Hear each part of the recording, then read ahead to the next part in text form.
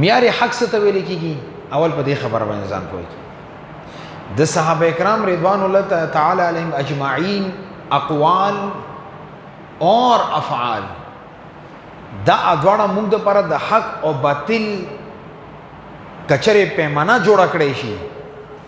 نه د صحابي قول اور فعل دا حق ته او چې دی خلاف کوم یې باطل دی. یعنی دنیا کې یو پیمانه د څه پکار ده چې هغه د حق او د باطل تمیز کوي. د حق او باطل تمیز لپاره پیمانه اقوال صحابه افعال صحابه دي. دیو جن صحابه کرام معیار حق دي. ته د حق او باطل تمیز کې ته د صحابه کرامو ته ګوره او قرآن د صحابه کرامو دفاع کړي. 200 زیات آیتونو کې د صحابه کرامو تذکرہ ده، عظمت بیان شوی دی. خو بهرحال کوم ځای کې د صحابه کرام معیار حق ګرځېدلي دي هغه آیتونه یې څو تاسو مخې ته وړاندې کوم. سورہ نساء آیت نمبر 115 کې الله پاک اعلان وکړو ومن یشاقق الرسول من بعد ما تبین له الهدى ويتبع غیر سبیل المؤمنین نوله ما تولى ونصله جهنم وساءت مصيرا. دا الله رب العزت صحابه کرامو دفاع کړي او دا ویلي چې دا معیار حق دي چې چا د پیغمبر صلی الله علیه وسلم نه فرمانی وکړه ويتبع غیر سبیل المؤمنین اور د مؤمنانو نه علاوه د بل چا په لار باندې مزل وکړو. شاه عبدالعزیز رحمت الله علیه توفه اثنا عشریه کې صفحه 600 باندې دالی کلی دي چې د دې آیات مصداق صحابه کرام دي ويتبع غیر سبیل المؤمنین. د صحابه کرامو نه علاوه چا بل لار اختیار کا دنیا کې داس کوي الله پاک فرمایي زه ورته خیر دی سنویما خو نصله جهنم وساءت مصيرا. دا خلک به جهنم کې داخلو مغډیر بد ځای دی. نغوي چې د دې آیات هغه وخت کې موجود جماعت صحابه کرامو دینه دا مطلب دی چې کم خلک د صحابه کرامو خلاف مزل کوي دغه ټکانه جهنم ده. دا یو آیات چې دا د صحابه کرامو معیار حق دلیل دی. او بل ځکه سورہ احزاب کې الله پاک فرمایي هو الذی یصلی علیکم وملائکته لیخرجکم من الظلمات الی النور.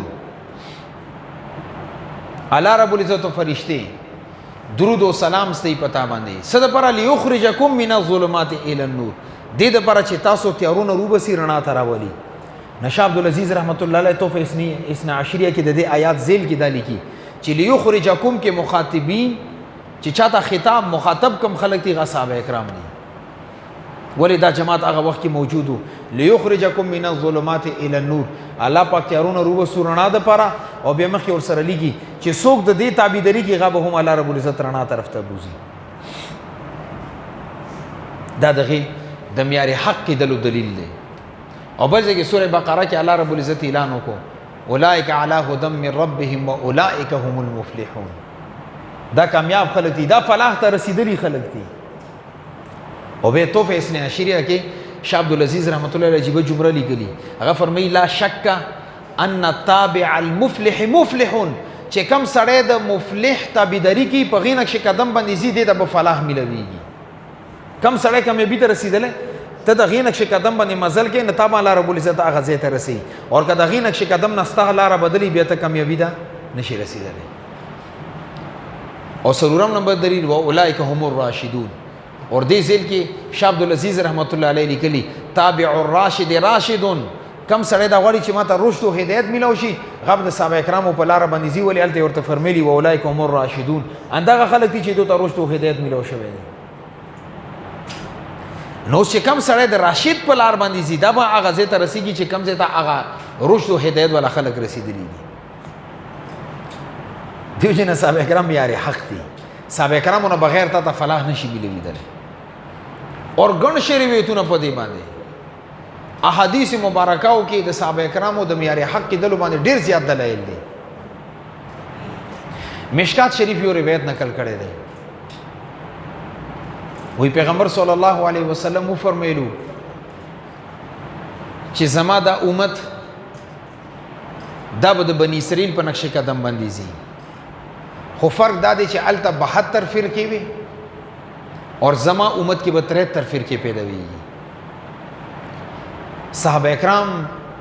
رضوان الله تعالی علیهم اجمعین هر وخت کې به دا فکر ور سره چې مونږ جهنم ور نه بچو اور جنت ولا جوړ شو اور مونږ وسنګه کامیابیږو. نه چې پیغمبر کله دا فرمایلو کلهم فی النار الا ملة واحده دا ټول به جهنم ته ځي خو یو جماعت داسې دی چې هغې ته فرقه ناجی یا جماعت ناجی کامیاب جماعت ورته ویل کېږي دا به جهنم ور نه بچ وي دا به جنت ته ځي صحابه کرامو تپوس وکړو ومن هي یا رسول الله یا رسول الله دا کم خلق دي پیغمبر صلی الله علیه وسلم ورته اعلان وکړو ما انا علیه و اصحابي دا هغه لار ده چې کوم لار باندې زه روان یم او زما صحابه کرام روان دي ګوره دغه ځای کې پیغمبر صلی الله علیه وسلم صرف دا ونه فرمیلو چې ما انا علیه هغه لار نه چې کوم باندې زه یم بلکې مخکې ورسره یو لفظ وفرمیلو و اصحابي چې کومې لاره باندې صحابه کرام روان دي هغه هم د فلاح لار ده اور محمد بن عبدالکریم شهرستان یو کتاب لیکلی الملل والنحل اور شیخ سرفراز صدر سے ذخیرۃ الجنان تفسیر کې دا نقل کړی دی هغه یو روایت نقل کړی دی البدایه والنهایه وغیرہ هم نقل کړی وی پیغمبر صلی الله علیه وسلم دا فرمایلی چې کلهم فی النار دراتره تر فرقه په جهنم کې وي خو صرف اهل سنت والجماعت په جنت کې وي ال اهل سنت والجماعت لفظ رغلی دی صحابه کرام تاسو کو یا رسول الله ومن هي یا رسول الله د اهل سنت والجماعت نه کم خلق مراد دي پیغمبر ته جواب کیو فرمایلو ما انا علیه و اصحابي دا هغه لار ده چې کوم لار باندې ز او زما صحابه کرام روان دي نغې دا فرمایي چې اهل سنت والجماعت د لفظ حدیث کې هم رغلی دی اگر چې دې کې نشته دې کې صرف دادي كلهم فی النار الا ملة واحده ټول به جانب کې خو یو ملت په جنت ته ځي دومره صریح الفاظو سره غي ذکر کړی زما د خبرې مقصود دا دی چې دلته پیغمبر صلی الله علیه وسلم صرف خپل اقوال افعال اور تقاریر باندې اکتفا نه کړي بلکې واصحابي ویلي چې صحابه کرام په کومه لار باندې زیاده اهل سنت والجماعت لار ده او یو بل روایت مشکات نقل کړي دی وی پیغمبر صلی الله علیه و آله وسلم او فرمایلو چې تاسو علیکم بسنتی و سنت الخلفاء الراشدین المهدیین تاسو زما سنت ونیسئ اور زما د خلفاء راشدین سنت کلک ونیسئ تمسکو بها تمسک عربی کې ویل کېږي ډېر مضبوطی سره یو شیز نیول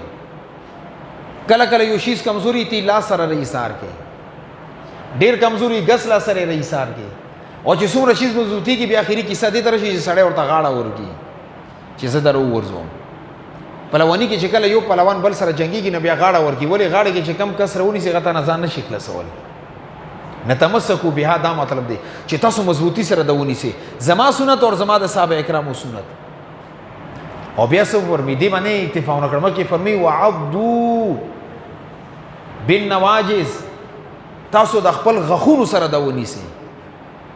بیا د انسان غخونو کې دوه قسمه غخونه یو د مخ کې غخونه دي ډېر پاور نشته کله کله د مشومان دي چې سیو خوري نه غخونه سیو کې پاتې شي کله کله غوخه متي غاخي مات شي ورسره غوخي کټ کې دو سره خدا چې کم غخونه دي عضو علیها بالنواجز دې ته نواجز وایي دا مضبوط غخونه دي دې سره تاسو هغه زما سنت او د صحابه کرامو سنت ونیسئ علامه ترپشی رحمت الله علیه د دې تفسیر کې ښکته لیکلي چې د پیغمبر صلی الله علیه وسلم دا فرمایي چې علیکم بسنتی و سنت الخلفاء الراشدین پیغمبر صلی الله علیه وسلم خپل اعمال ته هم سنت ویلي اور د صحابه کرامو کار ته هم سنت ویلي دي معلومه دا شو چې څنګه د پیغمبر صلی الله علیه و آله وسلم سنت دلیل دی د نجات اور د کامیابی ذریعہ ده دسې د صحابه کرامو چې کم سنت یې هغه هم د کامیابی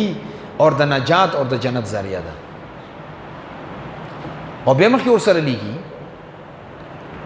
چې پیغمبر صلی الله علیه وسلم د علیکم بسنتی و سنت الخلفاء الراشدین د صحابه کرامو اعمالو ته سنت ولې ویلي دي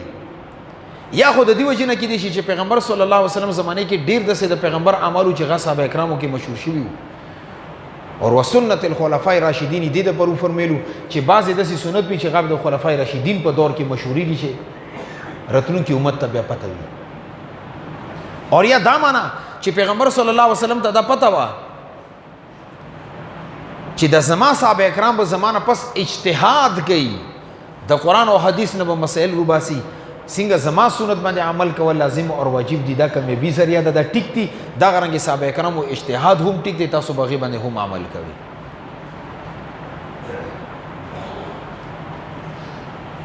نو صحابه کرامو چې کم اقوال او افعال دي غي ته هم سنت ویلي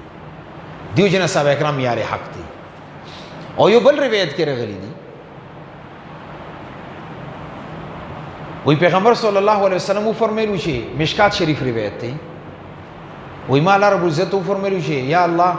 ما نه پس کا د صحابه کرام خپل منځ کې اختلاف شي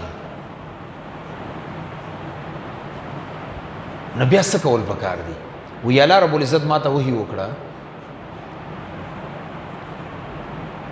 چې د ستا صحابه کرام دا ټول هدایت یافته دي خو بعضې د بعضې نه اقوا دي لکه څنګه اسمان کې ستوري دي بعضو ستورو رڼا تیزه بعضو لګه کمزوري خو هر ستوری رڼا کوي او بیا فرمیلو اصحابي کالنجوم فبأیهم اقتدیتم اهتدیتم زما دا ټول صحابه کرام په مثل د ستورو دي دې کې د چا تابعداري چې چا وکړه هغه به فلاح او هغې ته به هدایت ملویږي کامیابي به ملوي کم صحابي تابعداري چا وکړه دا به فلاح او کامیابي ته رسیږي فبأیهم اقتدیتم اهتدیتم تاسو کې چا د چا تابعداري وکړه دا به دې ته به هدایت ملويږي کامیابي به ملويږي کم ځای ته دا رسیدل غواړي کامیابي په اعتبار سره هدایت په اعتبار سره دا به هغه ځای ته رسیږي نو صحابه کرامو ته اصحابي کالنجوم یو فرمیلو چې دا زما صحابه کرام دا په مثل د ستوري دي دا د صحابه کرامو د معیار حق کې دلیل دی اور یو بل روایت کې راغلی موت امام محمد نقل کړي دي اور حضرت عبداللہ بن مسعود رضی اللہ عنہ راوی دی دا روایت نقل کړي وی پیغمبر صلی الله علیه وسلم فرمایلو ان الله نظر فی قلوب العباد وی الله رب العزت دا ټول دنیا انسانانو زړونو ته سترګې وغړولې به سوکو دغه اټول نه بهترین اور پاک زړه چې کوم الله رب العزت دی ټول مخلوق یو کتل غا د پاک پیغمبر صلی الله علیه وسلم فاختار الله رب العزت پیغمبر صلی الله علیه وسلم انتخاب وکړو فبعثه برسالته او پیغمبر صلی الله علیه وسلم ته نبوت ورکو چې ته امام الانبیاء وي بیا څه فرمایي ثم نظر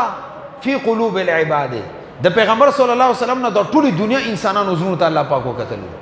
فاختار الله له اصحابه الله رب العزت دغه نه پس صحابه کرام انتخاب وکړو د پیغمبر صلی الله علیه وسلم د پاره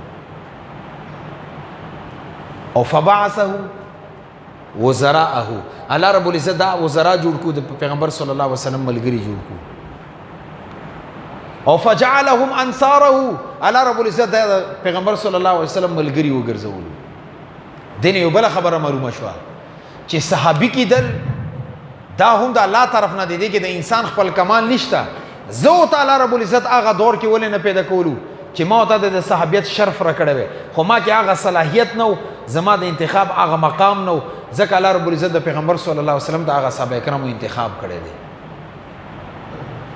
او چې الله رب العزت د چا انتخاب وکړي څه خیال مده اړ لوی خلک دي پیغمبر انتخابي کړي بیا کې د پر د صحابه کرامو انتخاب کړی دی نه انتخاب کې الله رب العزت چې کم انتخاب پیغمبر صلی الله علیه وسلم د پر کومه طریقه اختیار کړی و هغه طریقه صحابه کرامو د پر هم اختیار کړی دیو جن صحابه کرام یاره حق دي او بل یو روایت کې راغلی دي مشکات شریف روایت دی پیغمبر صلی الله علیه وسلم فرمایي اقتدوا بالذین من بعد ابي بکر و عمر ما نه پس تاسو تابعداري کوئ نه د ابوبکر او د عمر تابعداري وکړي شیخین مبارک دا فرمایي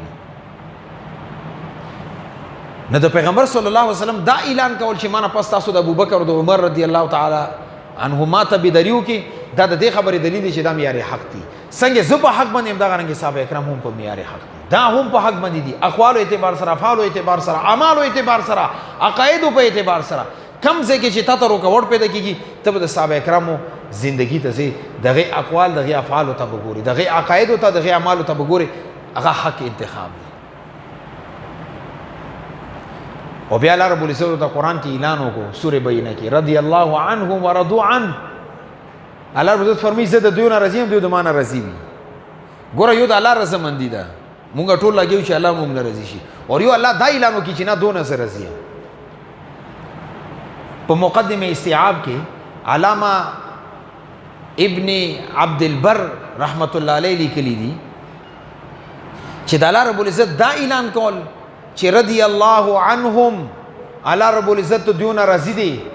دا اعلان دې د پر کړه دی چې الله رب العزت ته د صحابه کرامو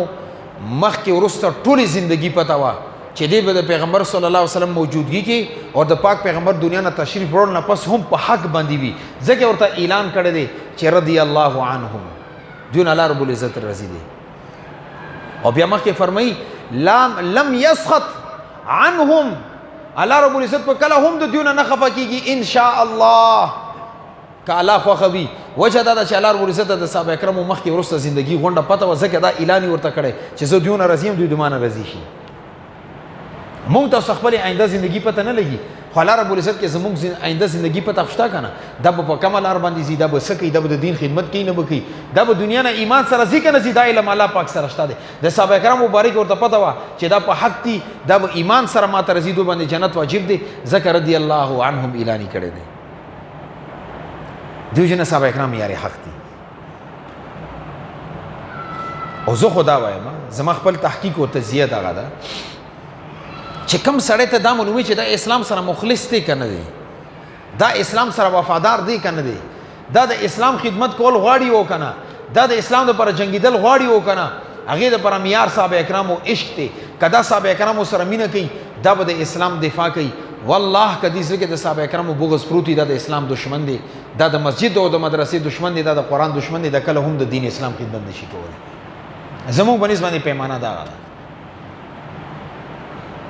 زما د خبرې غرض دا دی چې دا یو هفته دوه مخکې یو مروتی دی امتیاز مروت ځان سره مفتي لیکي خو نام نهاد مفتي ځکه چې یو سړي ته دا پته نه لګي چې صحابه کرام یاري حق دی نه هغه به څه علم وي هسې تش کوتک دی هغه یو میډیا باندې ریکارډ اپلوډ کو یو بیان ریکارډ کو چې کم خلک صحابه کرامو ته یاري حق وي الیاذ بالله دا د الله او د الله رسول ګستاخ دي اور تعلق جماعت اسلامی سره ده جماعت مودودی سره بل الفاظ دي یاره د خوې بندا د قران کې دومره ډیر آیتونه راغلي دا مطالعه حدیث مطالعه پټه کوډون شي چې تاسو پرې دا پته نه لګي اور بل عجیب خبره د دې کوم مشر دی مودودی ابو لاله مودودی هغه ترجمان القرآن کې دالی کړی دي اور غری سره اوس هم شته دي موږ سره به تورې ثبوت دي یو خبره دالی کړی ده چې ما د خپل ځان دفاع لپاره ما ته چا ضرورت نشته زه بالکل په حق لارې باندې یم دا معنی چې ما څوک فالو کېږي به کامیابي ته رسېږي خپل ځان ته دا وایي چې زه په حق باندې یم او چې ما خبره څوک مني هغه به کامیابي ته رسېږي اور هغه صحابه کرام چې د پیغمبر صلی الله علیه وسلم صحبت کې پاتې شوي هغې ته وایي چې دا معیار حق نه دي صحیح ده او بل ترجمان القرآن کې بل ځای کې دا لیکلي چې زما کم دا جماعت دی دې دپاره آیین موږ د قرآن او حدیث مطابق جوړ کړی دی دیو چې نه دا جماعت کامیاب دی خپل د جماعت مودودی ته کامیابي وایي دا معیار حق دی اور کم خلک صحابه کرامو سره پاتې شوي دي چا بدر احد خندق حنین هغه جنګونو کې قربانیانې کړي شهادتونه ورته میلاو شوي دي انصار دي مهاجرین دي هغه معیار حق نه دي ځان په دې خبره پوه شو او دین علاوه د تفهیم القرآن تفسیری لیکلی دی چې کم بکواساتې کړي دي صحابه کرامو ګستاخي د انبیا کرامو ګستاخي صرف صحابه کرامو باندې بریک نه دی هغه مخکې تللی دی یونس علیه السلام ګستاخي همدغه رنګې د نورو صحابه کرامو ګستاخیانې او د انبیا کرامو علیهم السلام ګستاخیانې کړي دي دیو جن اهل سنت والجماعت علماء دیوبند علماء حق چې په کومه لار باندې دي دا ستا دپاره مشعله راه ده د دې نظریه دې عقایدو ته به ګوري چې دا په کومې عقیدې کومه نظریه ده دې ده یا بندیونه تپوس کې دا به ته سیده لار ښیي چې ستا عقیده خرابه نه شي ولې که صحابه کرامو باره کې ستا عقیده خرابېږي جهنم د ټکانه ده دیو جن زما مسلمانانو موجوده دور کې مختلف فتنې دي هغې نه ځان ساتل پکار دي او دا الحمدلله ما تاسو مخکې هم عرض کړي چې دا شرف علماء دیوبند ته حاصل دی نن چې څومره فرقې دي د علماء دیوبند خلاف بکواسات کوي که هغه موږ سره فقه کې مخالفت کوي هغه هم بکواس کوي د علماء دیوبند خلاف اور که موږ سره په کم مسئلے کې اختلاف کې ائمه کرام او تر شیخان زموږ خلاف لاګیا دي چې کم باب کې که سیاسي میدان کې دي زموږ مخالفت کې که جهادي میدان دي زموږ مخالفت کې وجه دا چې موږ الحمدلله ټولو ته لګام ورکړی دی دي چې کم فتنه جوړي دغه خلکو ته موږ بینو چې کم اعتراض کی دغه جواب کو کم زمون کتابونو باندې اعتراض کی د غي جوابات کوم الحمدلله ندی بسان پوي چې موږ د پر غټ درد سر او موږ د پر غټه پریشانی غټ رکاوټ سیسه پلای ہوئی دیوار د علماء دیوبند